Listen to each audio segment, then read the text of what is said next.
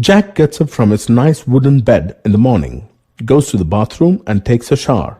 Then he eats the food his mother prepares, dresses up and goes to school by the school bus and reaches his lovely school. Can you name some of the natural assets used by Jack? The bed Jack sleeps is made of natural wood. Jack uses water for brushing or bathing.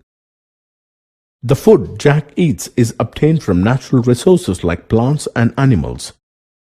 The school bus Jack travels is made of metals and it is run by diesel. Natural sand, stone, iron, lime are converted into a huge structure like the school building in which Jack studies. Thus, human needs and aspirations can be fulfilled by various assets available in the natural environment. There are some assets we use in our daily lives. The list of natural resources that we use is endless. So, how can we define resource? Everything available around us that can be used to satisfy our needs and enhance the culture and quality of life can be termed as a resource. What do you observe in the pictures here? Natural resources are converted into usable products using technology. Thus, we understand that humans interact with nature, convert natural resources into more useful products using technology, and accelerate towards development. Resources can be classified on the basis of origin, exhaustibility, ownership, and status of development. What difference do you see in these two sets of pictures? Resources in the first set are living and those in the second are non-living. Thus, based on origin, resources can be classified into two groups, biotic and abiotic. Biotic resources are living, such as human beings, animals, trees, fisheries, etc. Abiotic resources are non-living, for example, water, rocks, metals. Look at these examples. Your dad needs to fill petrol to run the car. The LPG cylinder gets over every month in your house. This means these things get over once they are used. But some resources such as wind, water, sunlight, forest prevails on earth continuously. Thus, on the basis of exhaustibility, resources can be categorized into two, renewable and non-renewable. The sunlight, wind, water, forest, etc. can never get exhausted. They can be reproduced by physical, chemical or mechanical process. They are called as renewable resources. The minerals and fossil fuels get exhausted with use. These are known as non-renewable resources. Can you determine the owners of the resources in these sets of pictures?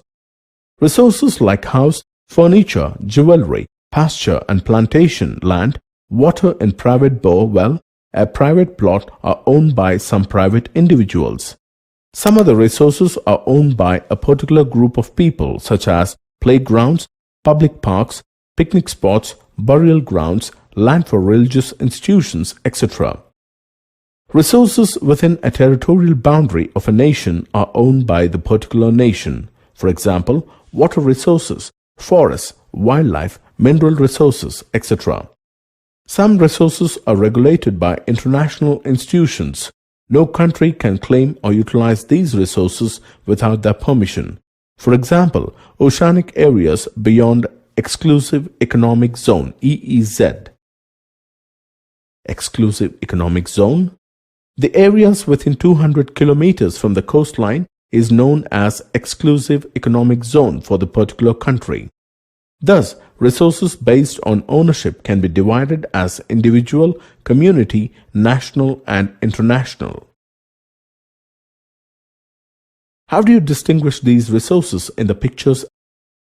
Wind is abundant in western part of India, but has not been utilized well as energy resource yet, though it is a great potential. The oil wreck in Mumbai High has been explored and utilized well. This is a resource which gas has been surveyed, and its quality and quantity has been determined and explored well. Methane is a resource which can be used as energy, but as of now, we do not have appropriate technology to access it as resource. Thus, on the basis of the development, resources can be classified as potential. Those are not utilized well. For example, wind energy in Rajasthan and Gujarat. Developed that are utilized well. For example, minerals and fossil fuels. Stock or reserve that can be used with the development of technology. For example, methane, hydrogen and oxygen present in water as a resource. Do you know that we have only 137 billion tons of reserve crude oil in the whole world, which can be used for another 43 years only? What other options do we have to fulfill the demand for the energy? There are many research works going on in search of alternative use of energy. Introduction of electric vehicle like Reva or hydrogen car like Honda FCX are the result of such research. Let us recap the overall classification of resources. Resources are classified on the basis of origin, exhaustibility, ownership, and status of development. On the basis of origin, resources are classified as biotic and abiotic. On the basis of exhaustibility, they are classified as renewable and non-renewable. On the basis of ownership, resources are classified into 4 groups: individual resource, community resource, national resource, and international resource. Lastly, based on the status of development, the resources can be divided as potential, developed, and stock or reserve. Development. Some other changes too you must have noticed, such as depletion of resources like water, air, soil, forest. Secondly, accumulation of resources in few hands has widened the gap between rich and poor. Ecological crises like global warming, ozone layer depletion, environmental pollution, and land degradation resulted from overexploitation of resources. Thus, overexploitation of natural resources has resulted in depletion of various natural resources. Let us take an example where development led to environmental issues. Vedanta aluminium project, which is to be undertaken in Niyamgiri hills of Orissa, is inhabited by some primitive scheduled tribe people. Vedanta mining projects aims at construction of a refinery for aluminium production and a power plant. Production of 1 million tons of alumina per year, initially as part of an $800 million project. Some of the environmental issues arise are violation of Forest Act, illegal occupancy of forest land. Secondly, mining would deprive 2 endangered primitive tribal groups, Kutia Kondh and Dongoria Kondh. Land degradation due to mining and threat to mountain ecosystem, a home to a number of rare birds and animals, including some endangered species. Environmental issues have not been taken care of in this project. Now, let us take an example where development serves the environmental perspective as well. The successful rehabilitation of uranium mines executed by Pathfinder Mines Corporation, PMC, in the state of Wyoming, USA, is a good example where environmental issues had been taken care of. The areas mined have been leveled and replanted using open pit method. The storage basins of ore treatment residue were first restored to their proper levels and then covered with a layer of clay, providing protection against radon emissions. The clay itself is covered with a rock layer in order to prevent any erosion for 100 years. Cleaning up underground waterways affected by the waste infiltration. Extracting the water from the waste to consolidate the ore treatment residue.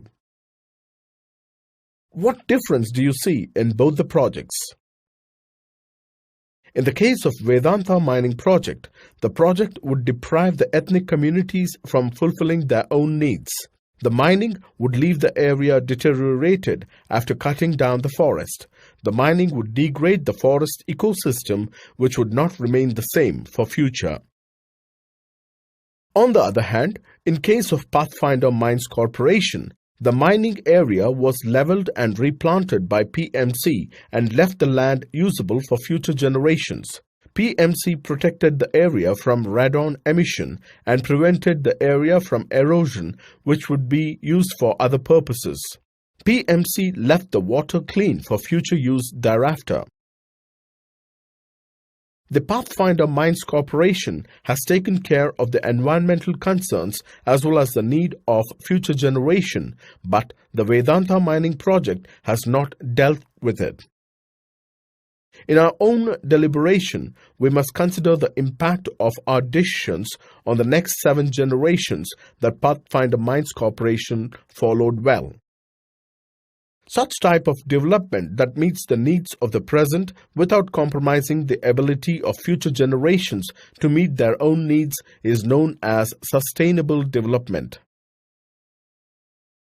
What do you infer from the diagram?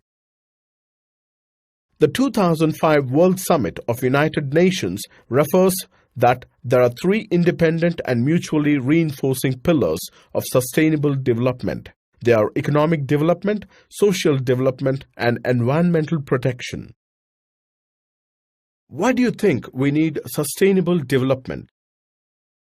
It is necessary to combat the following problems: destruction of ecosystem with increasing economic growth, increasing threat to thousands of species, extreme climatic changes, depletion of all natural resources like air, water, and land, overexploitation of mineral resources. Let us learn about the Earth Summit, Rio de Janeiro, 1992, a step towards sustainable development. It was the first international Earth Summit held in Rio de Janeiro, Brazil, known as United Nations Conference on Environment and Development, UNCED. 100 heads of different countries met in the summit. They discussed the urgent problems of environmental protection and socio-economic development at global level. The leaders signed the Declaration on Global Climatic Change and Biological Diversity. They endorsed Global Forest Principle, adopted Agenda 21. Agenda 21 aims at achieving global sustainable development, combating environmental damage like global warming, ozone depletion, pollution, deforestation, etc. through global cooperation, fighting against poverty and diseases through global cooperation on common interest, needs and shared responsibilities, adoption of Local Agenda 21 by every local government. Let us get back to our country and let us observe whether the resources are distributed evenly or not. The state of Jharkhand, Chhattisgarh, Madhya Pradesh, Orissa are some of the richest areas in coal and mineral resources, but these are the most poverty-affected areas in India. The state of Arunachal Pradesh has abundance of water resources but lacks in infrastructural development. The state of Rajasthan is very well endowed with potential for solar and wind energy, but lacks in water resources. The cold desert of Ladakh in Jammu and Kashmir has very rich cultural heritage, but the area is deficient in other infrastructure, water and mineral resources. How do you think we can attain a balanced development? To combat such disparities among the regions, a proper planning is required for management of the resources. Resource planning is a key element for balanced, sustainable development in India. What is meant by planning? Planning is a scheme or a method of acting, doing, proceeding, making or developing a formal program in advance for a specified benefit. The same way, resource planning is a complex process of planning for executing developmental goals which involves identification and inventory of resource, evolving a planning structure, and matching the plan with national development. Let us take an example. Here is a planning for offshore oil drilling in eastern coast of India that involves identification and inventory of oil across the region, which includes survey of the area, mapping of the region, quality and quantity estimation of the oil to be drilled in the region, measurement of resource, capital to be used, human resources, etc. Then, making a planning structure which includes technology to be used, skill with respect to the difficulty level, institutional setup like ONGC, IOC, etc., matching the plan with overall national economic development. Lastly, it is to be executed if found economically, ecologically, and technically feasible. Resources can be conserved for future generations through effective planning. Why are the highlighted areas famous for? These are some of the richest areas in mineral resources. Now, look at the map again. These are the most poverty-affected areas in India. The regions endowed with the highest amount of mineral resources are some of the most poverty-affected regions of the country. What are the reasons for such imbalanced development? Some of the major reasons are lack of infrastructure, absence of corresponding changes in the technology and institutions, concentration of resources in few hands. Gandhiji told, "There is enough for everybody's need and not for anybody's greed." Even after fulfilling our needs, resources can be left for others and future generations too. This is possible through conservation. Conservation of resources can be defined as wise use of the Earth's resources by humanity. How do you think resources can be conserved?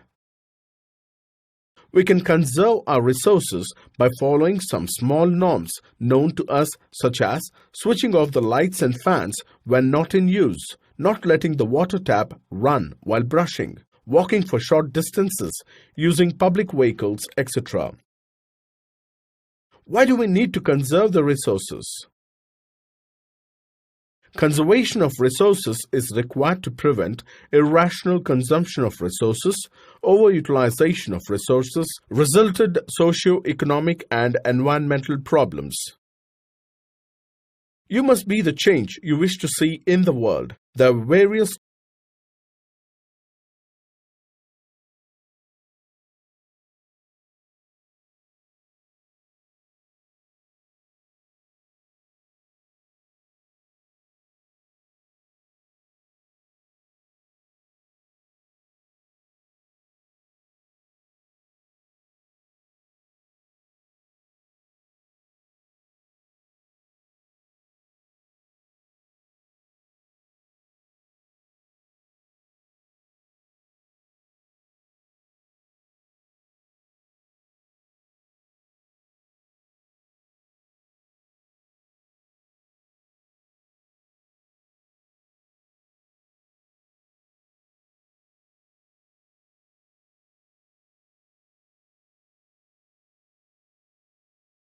except the organisms found in air and water.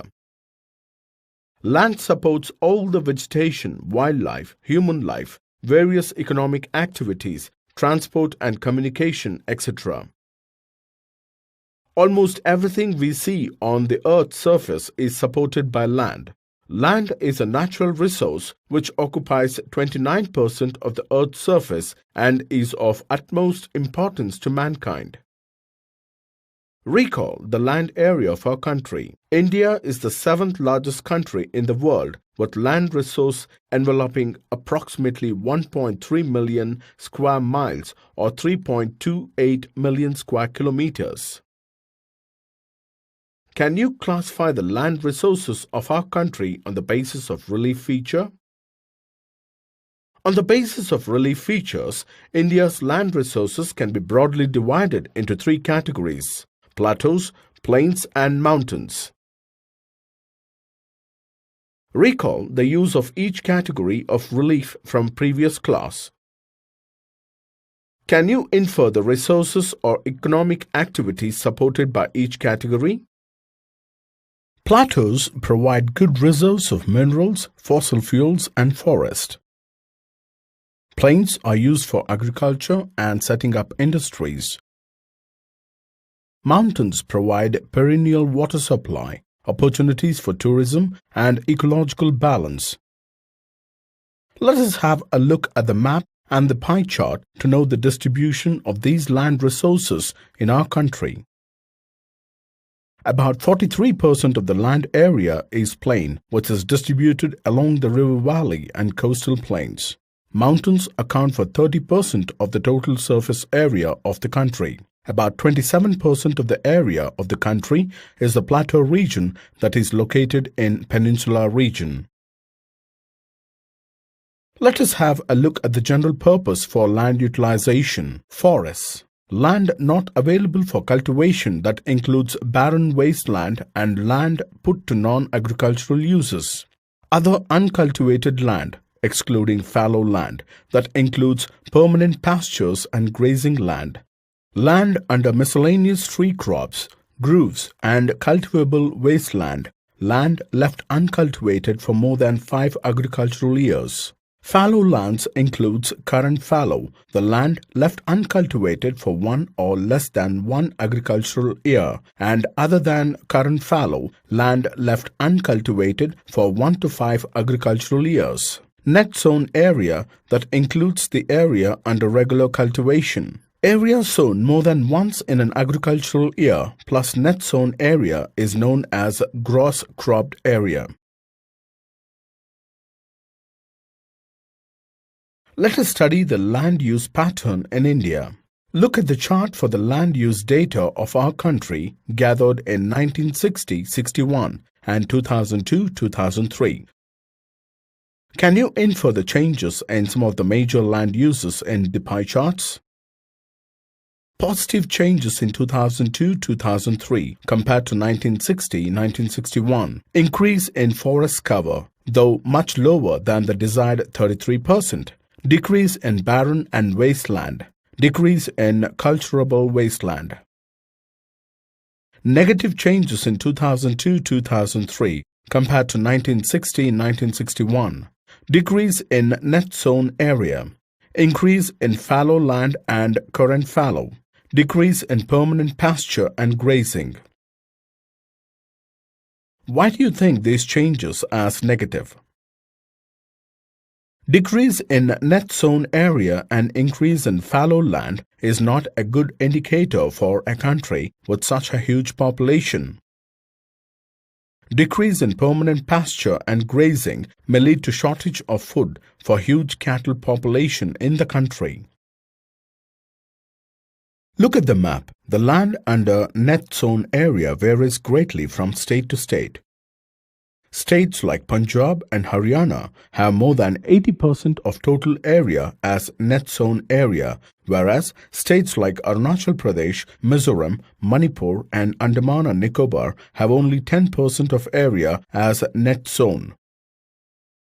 What do you think are the reasons for this? The land under net sown area varies due to geographical barriers like relief, fertility, rainfall, and other infrastructural facilities. What are the reasons for decreasing net sown area in our country? Encroachments on net sown area for non-agricultural uses, unscientific use of technology among the uneducated farmers, inequality in technological development among the states are some such reasons. How do you think India can achieve self-sufficiency in food growth in the coming years? Self-sufficiency in food grain can be achieved through increasing cropping intensity, use of scientific technology in its best way, equal advancement of technology all over the country. Have a look at the news clips. Several fields in Ambeshi and Devulwadapalli in Goa were rendered uncultivable due to the mining silt in the area. The agricultural land is damaged by the silt deposited from the mining area. Several wheat and rice growing areas of the country are facing salinity and alkalinity due to excessive irrigation. What is the main issue being brought out in these incidents? In all the incidents, we are talking about land getting damaged in some or the other way. Along with economic development and scientific progress, land utilization and suitability is continuously changing and huge amounts of wasteland are being created. The land degradation can be defined as the decline in the overall quality of soil, water, or vegetation, commonly caused by human activities. Can you infer the human activities that cause land degradation? Some of such activities are unscientific use of technology, for example, excessive use of fertilizer or irrigation, deforestation for various purposes, overgrazing. Do you know that India has the largest livestock population in the world? Unscientific disposal of effluents from industries. Land degradation threatens the livelihoods of 1 billion of Earth's inhabitants, affecting an estimated 20% of the world's dry lands, an area as large as China. Do you know that some 1,900 million hectares of land worldwide is affected by land degradation?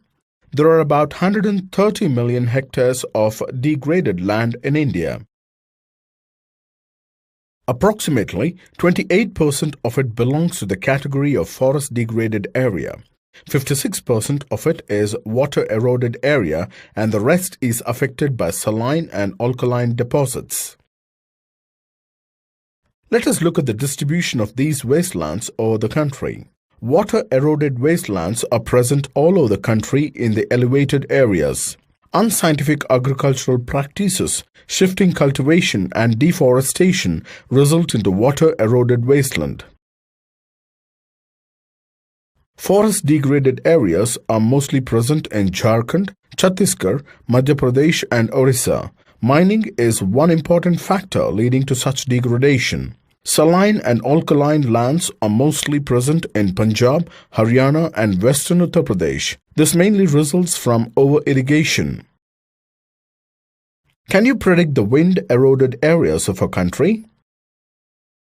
Gujarat, Rajasthan, Madhya Pradesh and Maharashtra are some states where land is affected by wind erosion. Overgrazing is one of the major human activities that enhance wind erosion. How do you solve the problem of land degradation without affecting other activities required for economic development? Let us discuss some of the effective measures to solve the problem of land degradation. Shelter belt. A shelter belt is a plantation usually made up of one or more rows of trees or shrubs planted in a manner as to provide shelter from the wind and to protect soil from erosion. Controlled grazing. Controlled grazing is a method for regulating how often and how much to graze in order to control the quality, yield, consumption, and persistence of forage from pasture. Eco-friendly mining. Mining activity conducted keeping the environmental consequences under consideration is known as eco-friendly mining. Proper treatment to industrial effluent. Release of industrial effluents with adequate treatment is required to prevent land degradation. Afforestation. Plantation of trees conserves the land from getting damaged by adding nutrient and preventing erosion. Economic development is not a barrier for conserving our land resources. Land resources can be used effectively using appropriate methods for conservation.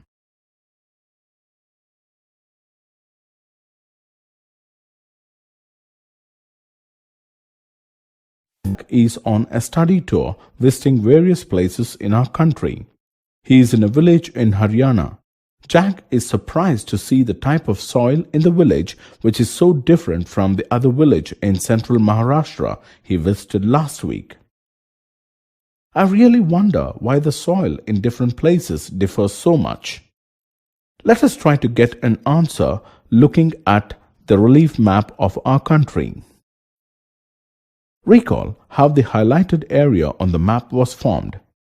Highlighted area on the map represents the plateau region which was formed due to a volcanic eruption taken place 67 to 65 million years ago. Thus, soil present here is made up of volcanic lava. On the other hand, soil in northern plains of the country is formed with the sediment carried by the rivers. Hence, types of soil found in different areas depend on various factors such as parent rock, terrain, climate, forest cover, etc. that differ in different parts of the country. It is important to know the quality and structure of soil in various areas. Why is it so important? It is important to know the soil structure of an area for the following reasons: for conducting agricultural activities, for developmental projects like roads or building construction, to know the vegetation pattern, etc. Let us learn the process of soil formation. Parent material is the main material that the soil develops from. The characteristics and chemical composition of the parent material plays an important role in determining the properties of soil. Repetitive changes in temperature create cracks on the parent rocks. Rainfall further helps in enlarging the cracks in the rocks. Action of running water, wind and glacier with respect to relief further disintegrate the rocks into smaller particles and transport them from one place to another. Organisms like fungi, bacteria act as a decomposer and play key roles in formation of a healthy soil that supports life. Chemical and organic changes take place in the process of soil formation that may undergo for millions of years. There are various other factors that play important role in the process of soil formation. Can you infer some of such factors that influence the process of soil formation? Climate. Temperature affects the rate of chemical activity, the type of vegetation grown on the soil. Temperature also determines the rate of freezing and thawing. Rainfall affects leaching, the removal of soluble materials from a substance. Rainfall also helps in movement of clay. Biological activity. Macroorganisms such as microscopic plants and animals act as decomposer. Living and dead plants and animals too add organic matters. Parent material. For residual soil disintegration depends on hard or soft parent rocks. Secondly, organic content of the parent rock add organic material to soil. Mineral present in parent rocks gives color and texture. In case of transported soil carried by wind, water and glacier, parent rock determines the qualities of the eroded soil. Topography. Relief determines rate of erosion. Water, wind and glacier determine the rate of disintegration, erosion and transportation. Time creates layers in the soil and determine the soil profile. Do you know that about 35 to 40% of soil is made of air and water? Consider the following two locations. Location A is a field is located on a slight slope with exposure to the northern side. The parent material, which is coarse gravel, is fairly close to the surface of the soil, approximately 24 inches deep. The field is grazed by cattle. Location B is a farm covered with mature hardwood trees. It is flat land but not located near a stream. The parent material here too is coarse gravel and is located about 3 to 4 feet below the surface. Can you tell me which of these areas will result in faster soil formation and why? Yes, that is location B. Firstly, location B is a plain flat land and covered with trees, thus less prone to erosion. Secondly, parent material in location B is deeper than the location A, which means it is covered with new layers of soil. In location B, added organic matter by the trees help in faster soil formation. Soil profile is the vertical arrangement of layers of soil down the bedrock. Each specific layer in the soil profile, which measures parallel to the soil surface and possesses physical characteristics which differ from the layers above and beneath, is called a soil horizon.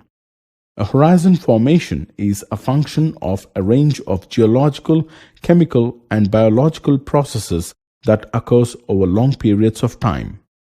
Topsoil. The uppermost layer of the soil consists of all living and non-living organisms. Subsoil. Second layer consists of weathered rock, sand, silt, and clay. Substratum.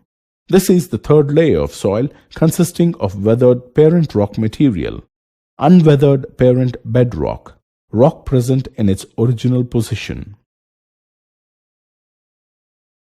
On what basis you distinguish these two types of soil? Soil can be classified into various types based on some distinguishing characteristics, which include color of the soil, factors responsible for soil formation like parent material, climate, biological activity, topography, time, thickness of the soil, texture, which is based on the materials that the soil is made up of, age of the soil, chemical and physical properties. Soil in India can be classified as alluvial, black or rigger, forest and mountain, red and yellow, laterite and arid. Alluvial soil is again divided into two types, bunga or old alluvium with more concave nodules. Kadar or new alluvium consists finer particles and it is more fertile. Let us look at the map of India and find out how soil changes from region to region. What type of soil may occur in the highlighted region? Yes, alluvial soil is found in northern plains of Ganga, Brahmaputra and Indus and the coastal plains, mainly the deltas of Mahanadi, Godavari, Krishna and Kaveri. Black soil is found in Deccan Trap region covering plateaus of Maharashtra, Saurashtra, Malwa, Madhya Pradesh and Chhattisgarh. Red and yellow soil is found in eastern and southern parts of Deccan Plateau, parts of Orissa, Chhattisgarh, southern parts of Middle Ganga Plain and parts of Western Ghats. Laterite soil is found in Karnataka, Kerala, Tamil Nadu, Madhya Pradesh and the hilly areas of Orissa and Assam. Can you guess the type of soil found in this region? Yes, the type of soil found in Rajasthan and parts of Gujarat are arid sandy soil. Forest soil is found in hilly and mountainous areas of Jammu and Kashmir, Uttaranchal, Sikkim and Arunachal Pradesh. Now, let us know the properties of the various types of soil. Alluvial soil, made up of sand, silt and clay, dark brown in color, high moisture content, presence of minerals such as potash, phosphoric acid and lime, very fertile in nature, formed from alluvial carried down by the rivers. Black soil, made up of extremely fine clay materials, black in color, holds good amount of moisture, contains minerals such as calcium carbonate, magnesium, potash and lime, fertile in nature, formed from the parent materials made of lava. Red and yellow soil, made up of silt, sand and thin organic material, reddish in color due to diffusion of iron, unable to preserve moisture, rich in iron, magnesium, less fertile, acidic in nature. The soil is formed from the decomposition of crystalline rocks like granite, gneiss, iron and magnesium. Laterite soil, made up of silt and organic materials, rusty red in color due to presence of iron oxide, least moisture retentive, contains minerals such as aluminium and iron, less fertile, acidic in nature, formed by intense leaching of rocks due to heavy rainfall and high temperature. Arid soil, sandy in texture, brown in color, lacks moisture, contains minerals like calcium, saline in nature and least fertile, formed by disintegration of rocks due to diurnal changes in temperature and fast evaporation. Forest soil, made up of coarse grain, loam and silt, brown to dark brown in color. average moisture content, presence of minerals such as limestone, dolomite, etc. Nature varies according to height. Acidic in nature, formed from disintegration of parent rocks depending on the level of altitude. We need to know about the soil type to grow different types of crops. Rice, wheat, sugarcane, pulses are grown in alluvial soil. Black soil supports cotton and groundnut cultivation. Groundnut, millet, ragi, potato, rice, wheat, sugarcane are grown in red soil.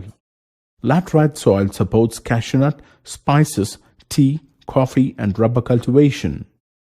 Jowar, bajra, barley, gram, wheat are grown in irrigated areas of arid soil. Forest soil is suitable for tea, coffee and rubber plantation.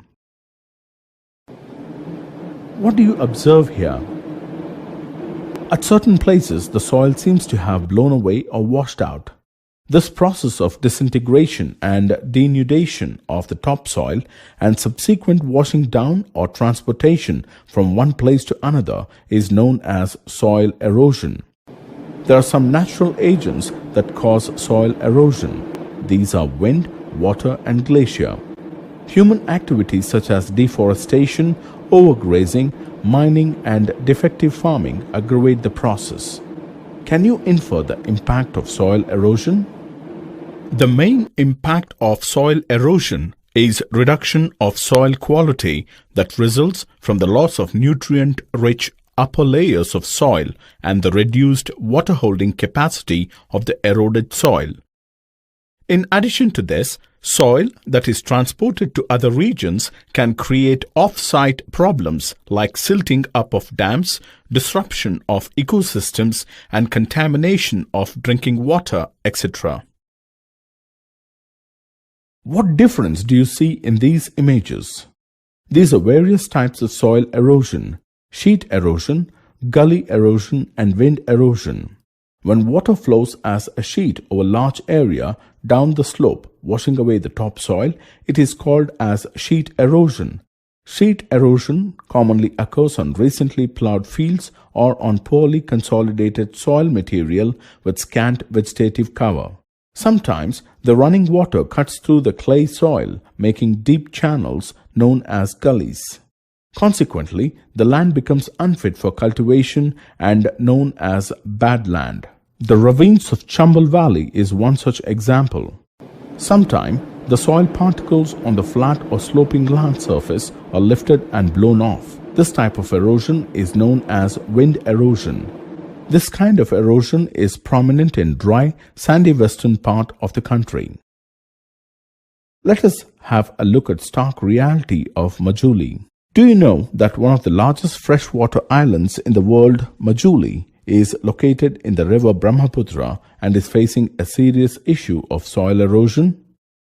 The island is under threat due to the extensive soil erosion on its banks due to large embankments built in neighboring towns upriver to prevent erosion there during the monsoon season when the river distends its banks. The result of this is a black clash of the tempestuous Brahmaputra's fury on the island, eroding most of the area. According to reports, in 1853, the total area of Majuli was 1,150 square kilometers, and about 33% of this landmass has been eroded in the later half of the 20th century. Since 1991, over 35 villages have been washed away. Surveys show that in 15 to 20 years from now, Majuli would cease to exist. To save the island, the Union Government of India has sanctioned 250 crores and has also sent a petition to UNESCO for the declaration of Majuli as the World Natural Heritage Site. Let us know some of the effective measures to control soil erosion. Contour plowing. Plowing along the contour lines decelerate the flow of water. Terrace farming. Terraces are made for farming in western and central Himalayas to restrict erosion. Strip cropping. Strips of grass are left to grow between the crops to break up the force of wind. Shelter belt. Planting lines of trees to create shelter prevents the force of wind in desert areas. Planting trees is the only solution to the problem of soil erosion, and let us pledge to do our bit to it.